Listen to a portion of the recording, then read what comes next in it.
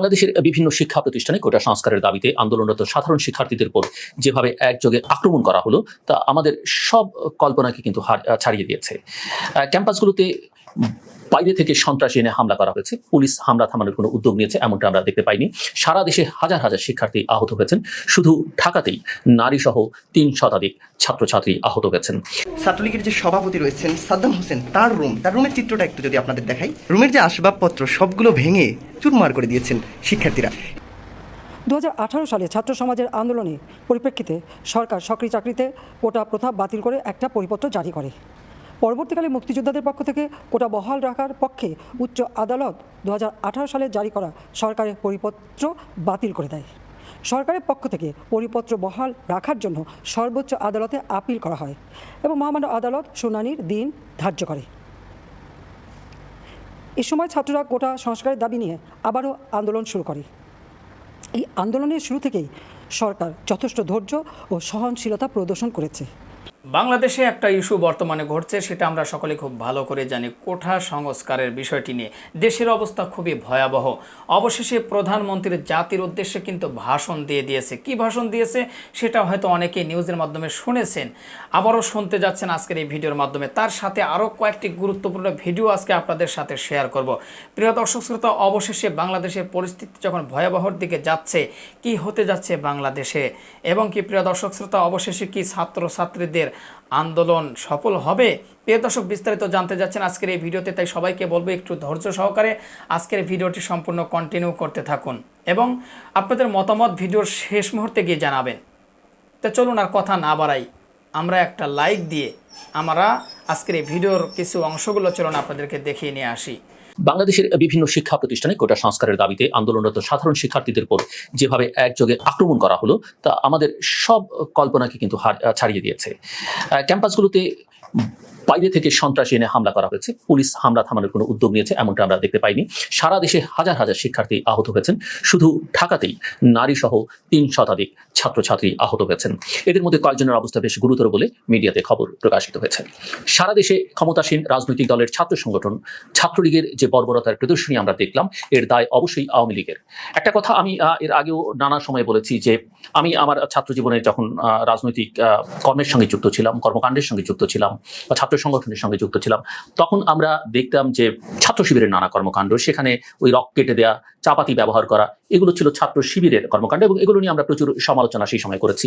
কিন্তু এখন যেটা দেখা যাচ্ছে গত কয়েক বছর ধরে সেই চাপাতি, সেই রড, সেই আক্রমণ, সেই ধারায় অস্ত্র ব্যবহার, সেটি এখন আর ছাত্র শিবিরের মধ্যে নেই। এটি এসে দাঁড়িয়েছে ক্ষমতাসীন ছাত্র সংগঠন আওয়ামী লীগের উপরে এবং তারা সেই কাজটি এখন করছে। রড নিয়ে, চাপাতি নিয়ে, রামদা নিয়ে তারা করছে। সেই আদিম যুগের অস্ত্রশস্ত্র তারা ব্যবহার করছে। অবশ্য আধুনিক অস্ত্র যে তাদের হাতে থাকছে না এমনটা নয়।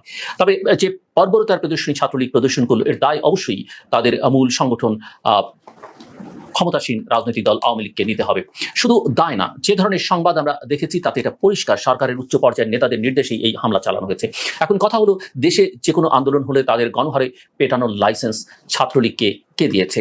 এর আগের প্রতিটি আন্দোলনে তারা এই একই ধরনের বর্বরতা করেছে, তবে এবারের বর্বরতা আগের বর্বরতার মাত্রাকে অতিক্রম করেছে বলেই মনে হচ্ছে। এবং ছাত্রলীগের দীর্ঘ ঐতিহ্য আছে স্বাধীনতা সংগ্রামে, স্বাধীনোত্তর বাংলাদেশে, সেই ঐতিহ্য তাদের মাথায় এখন আছে বলে আর মনে হয় না। সেই ছাত্রলীগ আর এই ছাত্রলীগ আকাশ পাতাল পার্থক্য। সেই ছাত্রলীগ যে সংঘাত সংঘর্ষে জড়াতো না প্রতিপক্ষ ছাত্র সংগঠনের সঙ্গে, সেটা নয়, কিন্তু সব বর্বরতার একটা সীমা আছে, এখন সেটা সীমা লঙ্ঘন করে গেছে। কাজে এই প্রশ্ন তোলা এখন স্বাভাবিক। এই কোন বাংলাদেশ?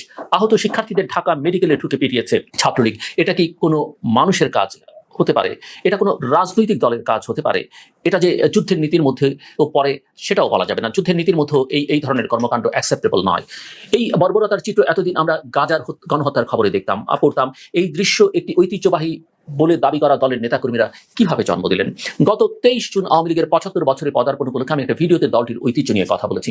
আগ্রহীরা সেই ভিডিওটি আবার দেখতে পারেন। কিন্তু এখন এটা কোন ঐতিহ্য আমরা দেখছি? এই আওয়ামী লীগ, এই ছাত্রলীগ তো আমরা চাইনি। এই ছবিগুলোর দিকে তাকানো কষ্টকর, সহ্য করা যায় না। অস্ত্র হাতে ছাত্রলীগ, এর মধ্যে আগ্নেয়াস্ত্র দেখা গেছে। পত্রিকাগুলোতে সেই ছবি ছাপা হয়েছে, কিন্তু তাদের বিরুদ্ধে কোনো ব্যবস্থা নেওয়ার খবর এখনো পর্যন্ত চোখে পড়েনি। এই চিত্রগুলো কি ছাত্রলীগের দাবি করা ঐতিহ্যকে বহন করে? এগুলো কি গৌরব বাড়ায়? আওয়ামী লীগ এই বর্বরতার প্রদর্শনী করে কি অর্জন করলো বা করতে চাইছে? অন্য সময়ের মতো এই দায় একাই ছাত্রলীগকে দেবার কোনো সুযোগ আছে বলে আমি মনে করি না, বরং সারা দেশে এই তাণ্ডব যে ছাত্রলীগ শুরু করতে পারলো তার মূলে ছিল সিনিয়র নেতাদের নির্দেশনা এবং উৎসাহ, এবং তারা বাইরে থেকে সন্ত্রাসী ভাড়া করে এনেও ক্যাম্পাসগুলোতে হামলা করেছে। আওয়ামী লীগের সাধারণ সম্পাদক যখন বলেন যে ক্যাম্পাসে অধ্যত্বপূর্ণ আচরণের জবাব দিতে ছাত্রলীগ প্রস্তুত, তখন বাড়াবাড়ি মাত্রা ছাড়াবে, এটাই কিন্তু স্বাভাবিক। মধ্যরাতে মিছিল করে প্রধানমন্ত্রীর বক্তব্যের প্রতিবাদ করাটাকে তিনি অধ্যত্বপূর্ণ আচরণ মনে করেন। তার এই মন্তব্যের পরেই আমরা ছাত্রলীগকে সারা দেশে বর্বরতার প্রদর্শনীতে মেতে উঠতে দেখেছি। নির্মমভাবে নারী শিক্ষার্থীদেরও আহত করা হয়েছে। যারা এই আন্দোলনে সমর্থন দিচ্ছেন তাদের বিরুদ্ধেও শাস্তিমূলক ব্যবস্থা নিচ্ছে সরকারি দল এবং সরকার। আয়মান সাদিক ফেসবুকে পোস্ট দিয়ে কোটার পক্ষে নিজের মতামত জানানোর পরে তার পরিচালিত 10 মিনিট স্কুলের 5 কোটি টাকার বিনিয়োগ প্রস্তাব বাতিল করা হয়। এটা বাতিল করার খবর তথ্য ও যোগাযোগ প্রযুক্তি প্রতিমন্ত্রী জুনায়েদ আহমেদ পলক তার ফেসবুক পোস্টে জানিয়েছেন। এটা ন্যায্য দাবিকে সরকার রাজনৈতিক হুমকি হিসেবে, একটা ন্যায্য দাবিকে সরকার রাজনৈতিক হুমকি হিসেবে নিয়ে এটাকে মুক্তিযুদ্ধের পক্ষের বনাম বিপক্ষের শক্তির মধ্যে একটা ঝগড়া হিসেবে হাজির করবার মধ্য দিয়ে আসলে কি অর্জন করতে চায় তা সাধারণ মানুষ বুঝতে পারছে না। আমি আগেও বলেছি এটা একটা নাগরিক আন্দোলন, আর সরকার যদি এখানে রাষ্ট্রীয় ও দলীয় লোকদের ব্যবহার করা শুরু করে তাহলে এটা রাজনৈতিক আন্দোলনে রূপ নিতে শুরু করলে অবাক হবার কিছুই থাকবে না। সরকার কি সেই দিকেই হাঁটছে? এই বর্বরতার প্রদর্শনী অসহনীয়। যে কোনো বিবেকবান মানুষকেই নাড়া দিবে। যারা আগামী দিনের বাংলাদেশ নির্মাণে ভূমিকা রাখবে তাদের এভাবে পিটিয়ে দমন করার মধ্যে কোনো গৌরব নেই। আর ভয় পেয়ে এই ধরনের তারুণ্যের আন্দোলন কখনোই পিছু হটে না। এই হামলা পরে এমনিতেও এতে সরকারের আর বিজয় লাভের কোনো পথ নেই। সরকার ইতিমধ্যেই পরাজিত হয়ে গেছেন। মুক্তিযুদ্ধের চেতনার নামে এই বর্বরতা এবং ছাত্রদের স্লোগানকে অর্ধেক ব্যবহার করা এবং এর ভিত্তিতে চরম নির্যাতন চালানো হলে মুক্তিযুদ্ধের চেতনার আর কোনো আবেদন জনগণের কাছে থাকবে না। ইতিমধ্যে অবশ্য সরকারের মুক্তিযুদ্ধের চেতনার রাজনৈতিক ব্যবহারের দিকে জনগণ প্রশ্ন তুলতে শুরু করেছে এবং কেউ কেউ এই সরকারকে মুক্তিযুদ্ধের চেতনার নামে মুক্তিযুদ্ধের মূল নীতি ও আদর্শের বিরুদ্ধে প্রধান শক্তি হিসেবে চিহ্নিত করেছেন। শাহবাগে এই মুক্তিযুদ্ধের চেতনার আলোকে এক নবজাগরণ তৈরির চেষ্টা এবং তারপরে তার বিরুদ্ধে বিপুল মানুষের পাল্টা কাউন্টার এবং বল প্রয়োগ করে তাদের থামানোর কথা আমরা জানি। এবারও এই কৌশল প্রয়োগ করা হলে এটা হিতে বিপরীত হতে পারে এবং সমাজে শাহবাগকে মানুষ খুব একটা পজিটিভ ভাবে দেখেন তা বলা যাবে না।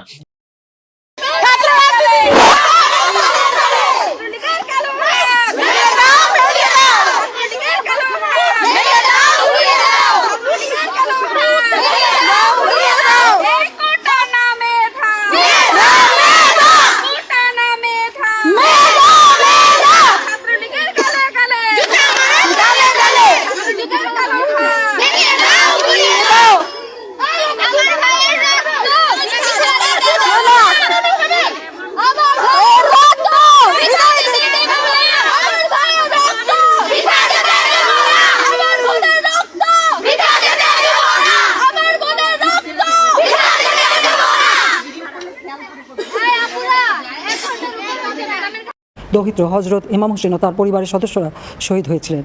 আমি তাদের প্রতি গভীর শ্রদ্ধা জানাচ্ছি। 1975 সালের 15ই আগস্ট বাংলার মাটিতেও জাতির পিতা বঙ্গবন্ধু শেখ মুজিবুর রহমানকে সপরিবারে হত্যা করে আরেক কারবেলা বাংলার মাটিতে সৃষ্টি হয়েছিল। যারা শাহাদাত বরণ করেছেন আমি তাদের প্রতি শ্রদ্ধা জানাচ্ছি। 1971 সালে মহান মুক্তিযুদ্ধের 23 লাখ শহীদ এবং 2 লাখ নির্যাতিতা মা বোনের প্রতি শ্রদ্ধা জানাই। প্রিয় দেশবাসী, আজকে অত্যন্ত বেদনা ভারাক্রান্ত মন নিয়ে আপনাদের সামনে উপস্থিত হয়েছি। লাখো শহীদের রক্তের বিনিময়ে অর্জিত স্বাধীন বাংলাদেশের জনগণের আর্থসামাজিক উন্নয়নের জন্য নিরলসভাবে পরিশ্রম করে যাচ্ছি। বিগত 15 বছরের মধ্যে বাংলাদেশের মানুষের ভাগ্যের পরিবর্তন মৌলিক চাহিদা পূরণ করতে মানুষের মৌলিক চাহিদা পূরণ করতে অন্ন, বস্ত্র, বাসস্থান, চিকিৎসা, শিক্ষার ব্যবস্থা করে জনগণকে উন্নত জীবন দেওয়ার যাত্রা শুরু করেছি। অনেক সাফল্য অর্জন করেছি। বাংলাদেশকে বিশ্ব দরবারে একটা মর্যাদার আসনে অধিষ্ঠিত করতে সক্ষম হয়েছি। তারপরেও আমাদের আরও অনেক দূর যেতে হবে। বাংলাদেশের মানুষ যখন একটু স্বস্তি শান্তিতে ফিরে, যখন তাদের মাঝে এমন কোনো ঘটনা ঘটে যা অত্যন্ত বেদনাদায়ক। 2018 সালে ছাত্র সমাজের আন্দোলনের পরিপ্রেক্ষিতে সরকার সরকারি চাকরিতে কোটা প্রথা বাতিল করে একটা পরিপত্র জারি করে। পরবর্তীকালে মুক্তিযোদ্ধাদের পক্ষ থেকে কোটা বহাল রাখার পক্ষে উচ্চ আদালত 2018 সালে জারি করা সরকারের পরিপত্র বাতিল করে দেয়। সরকারের পক্ষ থেকে পরিপত্র বহাল রাখার জন্য সর্বোচ্চ আদালতে আপিল করা হয় এবং মহামান্য আদালত শুনানির দিন ধার্য করে। এ সময় ছাত্ররা কোটা সংস্কারের দাবি নিয়ে আবারও আন্দোলন শুরু করে। এই আন্দোলনের শুরু থেকেই সরকার যথেষ্ট ধৈর্য ও সহনশীলতা প্রদর্শন করেছে, বরং আন্দোলনকারীদের নিরাপত্তা নিশ্চিত করার ক্ষেত্রে পুলিশ সহযোগিতা করে। মহামান্য রাষ্ট্রপতির কাছে যখন আন্দোলনকারীরা স্মারকলিপি প্রদান করার ইচ্ছা প্রকাশ করে, সেক্ষেত্রে তাদের সুযোগ করে দেওয়া হয় এবং নিরাপত্তারও ব্যবস্থা নেওয়া হয়। অত্যন্ত পরিতাপের বিষয় হলো, কিছু মহল এই আন্দোলনের সুযোগটা নিয়ে অনাকাঙ্ক্ষিত উচ্চাবিলাস চরিতার্থ করার সুযোগ নিয়ে সন্ত্রাসী কর্মকাণ্ডে লিপ্ত হয়। এর ফলে এই কোমলমতি শিক্ষার্থীদের আন্দোলনকে ঘিরে যে সকল ঘটনা ঘটেছে তা খুবই বেদনাদায়ক ও দুঃখজনক। অহেতুক কতগুলি মূল্যবান জীবন ঝরে গেল। আপনজন হারাবার বেদনা যে কত কষ্টের তা আমার থেকে আর কে বেশি জানে। যারা মৃত্যুবরণ করেছে তাদের আত্মার মাগফিরাত কামনা করছি। পরিবারের সদস্যদের প্রতি গভীর সমবেদনা জানাচ্ছি। আমি প্রতিটি হত্যাকাণ্ডের নিন্দা জানাই। যে সকল ঘটনা ঘটেছে তা কখনোই কাম্য ছিল না। চট্টগ্রামে সন্ত্রাসীরা বহুতল ভবনের ছাদ থেকে ছাত্রদের হত্যার উদ্দেশ্যে নির্মমভাবে নিচে ছুঁড়ে ফেলে দিয়েছে। অনেক ছাত্রের হাত পায়ে রগ কেটে দেয়, তাদের উপর লাঠি পেটা ও ধারালো অস্ত্র দ্বারা আঘাত করে। একজন মৃত্যুবরণ করেছে, অনেকে মৃত্যুর সাথে পাঞ্জা লড়ছে। ঢাকা, রংপুর এবং রাজশাহী বিশ্ববিদ্যালয়ের উপাচার্যের বাসভবন ও ছাত্রছাত্রীদের আবাসিক হলে অগ্নিসংযোগ ও ভাঙচুর করা হয়। সাধারণ পথচারী, দোকানিদের আক্রমণ, এমনকি রোগীবাহী অ্যাম্বুলেন্স চলাচলে বাধা প্রদান করা হয়। মেয়েদের হলে ছাত্রীদের উপর আক্রমণ করা হয়েছে এবং লাঞ্ছিত করা হচ্ছে। আবাসিক হলে প্রবেশদের হুমকি দেওয়া হয় এবং আক্রমণ করা হয়েছে। শিক্ষকদের উপর চড়াও হয়ে তাদের গায়ে হাত তোলা হয়েছে। আমি বিশ্বাস করি যারা কোটা সংস্কার আন্দোলনে জড়িত তাদের সাথে এই সকল সন্ত্রাসীদের কোনো সম্পর্ক নেই, বরং সন্ত্রাসীরা এদের মধ্যে ঢুকে সংঘাত ও নৈরাজ্যকর পরিস্থিতির সৃষ্টি করছে। এই ধরনের ঘটনার সঙ্গে যারা জড়িত তাদের চিহ্নিত করে উপযুক্ত শাস্তির ব্যবস্থা করা হবে। যারা হত্যাকাণ্ডের শিকার হয়েছে তাদের পরিবারের জন্য জীবন জীবিকা নির্বাহের ক্ষেত্রে যে সহযোগিতা দরকার তা আমি করব। আমি দ্ব্যর্থহীনভাবে ঘোষণা করছি, যারা হত্যাকাণ্ড, লুটপাট ও সন্ত্রাসী কর্মকাণ্ড চালিয়েছে, এরা যেই হোক না কেন, তারা যেন উপযুক্ত শাস্তি পায় সে ব্যবস্থা নেওয়া হবে। আমি আরও ঘোষণা করছি, হত্যাকাণ্ড সহ যে সকল অনভিপ্রেত ঘটনা ঘটেছে সুষ্ঠু ও ন্যায় বিচারের সাথে সে সকল বিষয়ে বিচার বিভাগীয় তদন্ত করা হবে। কাদের উস্কানিতে সংঘর্ষের সূত্রপাত হলো, কারা কোন উদ্দেশ্যে দেশকে একটি অরাজক পরিস্থিতির দিকে ঠেলে দিল তা তদন্ত করে বের করা হবে। আমি আন্দোলনরত কোমলমতি ছাত্রছাত্রীদের নিরাপত্তা নিয়ে অত্যন্ত উদ্বিগ্ন। এই সন্ত্রাসীরা যে কোনো সময় সংঘাতের পরিবেশ তৈরি করে তাদের ক্ষতি সাধন করতে পারে। তাই শিক্ষার্থীদের পিতা মাতা, অভিভাবক এবং শিক্ষকদের প্রতি আমার আবেদন, তারা যেন তাদের সন্তানদের নিরাপত্তার বিষয়ে সজাগ থাকেন। একই সাথে সকল শিক্ষা প্রতিষ্ঠানের ছাত্রছাত্রীদের নিরাপত্তার বিষয়টি বিশেষভাবে নজর রাখেন। সরকার হাইকোর্টের রায়ের বিরুদ্ধে সর্বোচ্চ আদালতে আপিল করেছে। আপিল আদালতে শুনানির দিন ধার্য করা হয়েছে। আদালত শিক্ষার্থীদের কোনো বক্তব্য থাকলে তা শোনার সুযোগ সৃষ্টি করে দিয়েছে। এই আইনি প্রক্রিয়ার মাধ্যমে সমস্যা সমাধানের সুযোগ রয়েছে। এই আইন প্রক্রিয়া সমাধানের সুযোগ থাকা সত্ত্বেও রাস্তায় আন্দোলনে নেমে দুষ্কৃতিকারীদের সংঘাতের সুযোগ করে দেবেন না। সর্বোচ্চ আদালতের রায় আসা পর্যন্ত ধৈর্য ধরে অপেক্ষা করার জন্য আমি সকলকে বিশেষভাবে অনুরোধ জানাচ্ছি।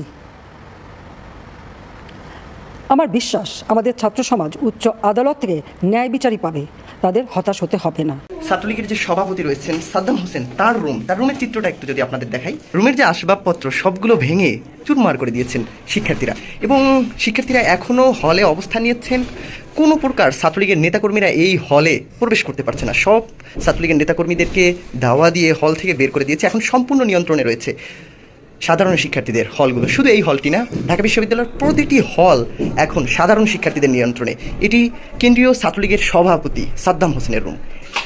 ভিতরের চিত্রগুলো একটু যদি দেখেন ক্যামেরায়, শিক্ষার্থীরা কোনো কিছুই অবশিষ্ট রেখে নেই, সবগুলো ভেঙে চুরমার করে দিয়েছে।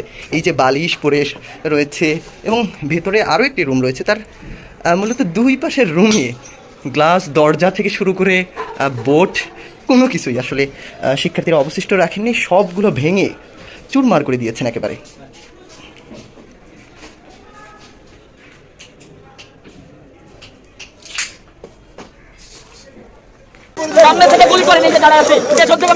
প্রতিটা গেটে এমন ভাবে পুলিশ দাঁড়িয়ে আছে যেন 1952 সালের 144 ধারা ভঙ্গ করে আমি ভেতরে আসছি। কিভাবে করে কোন সাহসে ক্যাম্পাসের ভিতরে গ্রেনেড ছুটছে, এটা সাহস তারা পায় কোথায়? শুধু ঢাকা বিশ্ববিদ্যালয় না, এটা হচ্ছে পুরো দেশের আন্দোলন, পুরো দেশের সব ইনস্টিটিউশনের সব শিক্ষার্থীর আন্দোলন। আমরা বলবো যে হল ছাড়া নির্দেশ দিলে আপনারা হল ছাড়বেন না, ইনস্টিটিউশন ছাড়া নির্দেশ দিলে ইনস্টিটিউশন ছাড়বেন না। যারা বাসা থেকে, যেমন আমি বাসা থেকে এসেছি সকালবেলায় উঠেই যে আমাকে আজকে যেতে হবে, এবং আমি ট্রান্সপোর্ট চেঞ্জ করে করে বারবার এসেছি, কারণ আমাকে এখানে এসে পৌঁছতে হবে। এবং এসেই দেখছি যে আমার বিশ্ববিদ্যালয়ে প্রতিটা গেটে এমনভাবে পুলিশ দাঁড়িয়ে আছে যেন 1952 সালের 144 ধারা ভঙ্গ করে আমি ভেতরে আসছি, এবং তাদের যে চাহনি, সেই চাহনি ছিল যে কে যাচ্ছে, এবং আমিও তাদের দিকে উল্টো চাহনি দিয়েছি যে ভাই এটা আমার ক্যাম্পাস এবং তুমি এসে দাঁড়িয়েছো আমার ক্যাম্পাসে, আমি আমার ক্যাম্পাসে ঢুকতে পারি। পুলিশ বিজিবি এই সাহস কোথায় পায় ঢাকা বিশ্ববিদ্যালয়ের ভিতরে ঢুকে শিক্ষার্থীদের উদ্দেশ্যে গ্রেনেড ছড়ায়? অবশ্যই তাদেরকে প্রশাসন অনুমতি দিয়েছে, তাহলে প্রশাসন এই সাহস কোথায় পেল তার শিক্ষার্থীদেরকে পুলিশের কিংবা ওই বিজিবির গ্রেনেডের সামনে তুলে দেওয়ার? এই জবাব প্রশাসনকে অবশ্যই দিতে হবে। আমরা তো কোনো অযৌক্তিক দাবি নিয়ে লড়ছি না, পুরো বাংলাদেশে 1% মানুষও বলতে পারবে এটা অযৌক্তিক দাবি। আমাদের কথা হচ্ছে ছাত্ররা পুরো বাংলাদেশের রাস্তায় নেমেছে, গতকালকে 7 জন ভাই আমার খুন হয়েছে, আপনারা এটার বিচার করবেন এবং আপনারা আমাদের যৌক্তিক দাবিটি মেনে নিন। যেদিন আপনি মেনে নেবেন সেদিন আমরা রাস্তা ছেড়ে দিব।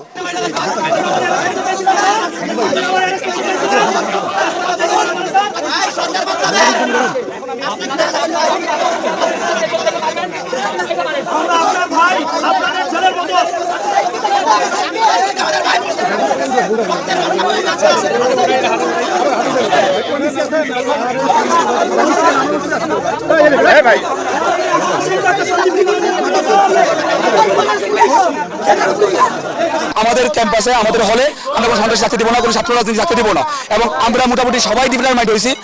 সেন্ট্রালের সিদ্ধান্ত যাই হোক, ক্যাম্পাসের সিদ্ধান্ত যাই হোক, আমরা কেউ হল ছাড়বো না। তারা কি সিদ্ধান্ত নেবে জানি না, কিন্তু আমার ভাই আজকে কবরে আছে, আমার বোনেরা আহত হয়ে ক্যাম্পাসে হাসপাতালে পড়ে আছে। এই মুহূর্তে প্রশাসন কি ডিসিশন দেয় এটা আমাদের কিচ্ছু যায় আসে না। প্রিয় দর্শক শ্রোতা, ভিডিওগুলো দেখলেন এবং শুনলেন কিছু কিছু বক্তাদের বক্তব্য। তো এ নিয়ে যদি আপনাদের কোনো মতামত থাকে সেটা অবশ্যই আজকের ভিডিওর কমেন্ট বক্সে জানাতে ভুলবেন না। প্রিয় দর্শক শ্রোতা, বাংলাদেশে আজ গত 2-3 দিন যাবৎ এমন বিশৃঙ্খলা সৃষ্টি হয়েছে যেন একের পর এক লাশ পড়ছে, শহীদ হচ্ছে, আর এরপর থেকেই যেন আরও তীব্র হয়ে উঠছে আন্দোলন এবং মাঠে নামছে ছাত্রলীগ সহ শিক্ষার্থীরাও।